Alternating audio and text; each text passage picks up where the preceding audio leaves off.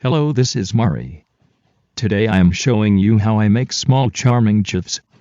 These GIFs are most often used to embellish web pages or Tumblr asks. They are typically 2 to 3 frames and give a wobbly movement appearance. These are a few examples of small GIFs I have made. They can be very simple designs or more detailed, which depends a lot on your patience when creating. My process creating GIFs is to draw in my desired art program and copy my frames into another program for animating.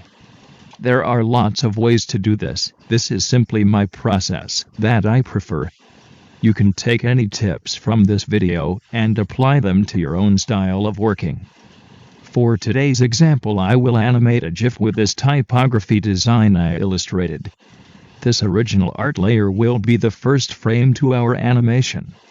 To make the second frame, I take my finished design and lower the opacity. On a layer above this, I will be tracing the design. This looks similar to our original art, however the subtle differences in this new line art will create the illusion that the art is moving when placed next to the original frame, giving it a very wobbly dancing letters effect.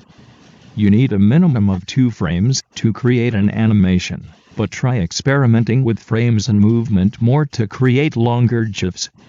I also decided to make some of the leaves in this design move side to side in a windshield wiper motion. To do this, I select the leaves line art with my lasso tool and rotated it next to the original position. Our GIF will be on a loop, so I know it will return to the initial location when animated. Now our frame line art is done. To add color, I copy the color layer from the original frame and paste it under our new line art. As you can see, this might need slight adjustments to make it fit with the new line art, since we moved some leaves and some of the lines don't fit exactly the same. To avoid some confusion, we will call all the elements associated with the second frame 2 and elements with the original frame 1. I will merge the line art 2 with the color layer 2, and the line art 1 with the color layer 1, so I have 2 frames. If I toggle between the 2 frames visibility, you can see our hard work paying off and the image moving. To make a GIF now, I will save each frame as its own file.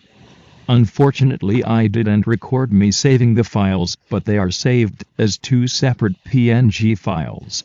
Now we are done with my art program. We will open my program for creating GIFs. I use GIMP for this. It is a free software similar to Photoshop. You can substitute any software that can create GIFs with frames. We will open both of our saved PNG files. The setup is similar to Photoshop. We have our layers on the right side, and you can view all of your open files as icons up top here. I can toggle through the files. We'll start working with our frame 1. To make the static image a moving GIF, we'll go to the toolbar, hover over Filter, hover over Animation down here, and select Optimize for GIF. This setting will modify your image for the best resolution and speed, while keeping it a small file size to upload as a GIF to websites. Now, after clicking that, you'll notice our files up here have changed. It created a new file with our first frame. And in the layers section, it now reads 100 ms. This is the timing of how long a layer is visible before moving to the next frame. In GIMP, you specify the delay as a layer name. To edit this, just double-click the layer name in the layers window and change the delay in ms and closed in brackets. 100 being very fast and 1000 being very slow. For this project, I will use 200 ms. Now to add our second frame, we will go back to the second PNG file. We will select all and copy, return to our new GIF file and paste. It pasted as a floating layer. To remedy this, click the new layer icon to make it a regular layer to edit. We will change the layer name to include 200 ms as well.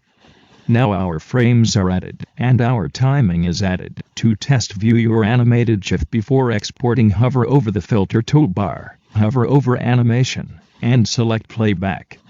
This opens a new window to review your GIF. In the top left corner, you can select play to view or stop.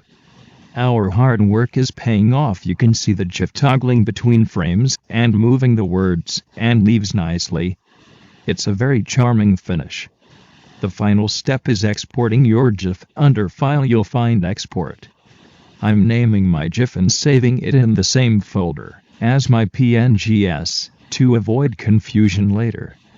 To save your GIF, make sure you select GIF in this bottom menu. Upon exporting, you'll see a very important pop-up menu.